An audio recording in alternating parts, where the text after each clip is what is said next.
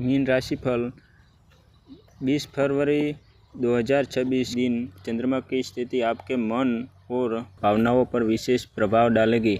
आज आप थोड़े अधिक संवेदनशील और आध्यात्मिक महसूस कर सकते हैं। करियर और व्यवसाय, नौकरी में नए विचार रखने के लिए अच्छा दिन है। सहकर्मियों के साथ हल्की गलतफहमी हो सकती है, शांति से बात करें। व्यापारियों को छोटा लेकिन संतोषजनक लाभ मिल सकता है। आर्थिक स्थिति, खर्चों पर नियंत्रण रखें, अचानक कोई छोटा खर्च सामने आ सकता है। निवेश में जल्दबाजी न करें। प्रेम और संबंध, जीवनसाथी के साथ भावनात्मक जुड़ाव मजबूत होगा। अविवाहित जातकों को किसी खास व्यक्ति की ओर आकर्षक हो सकता है।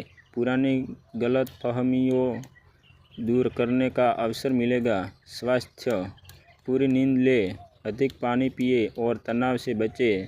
ध्यान और प्रार्थना लाभकारी रहेगी।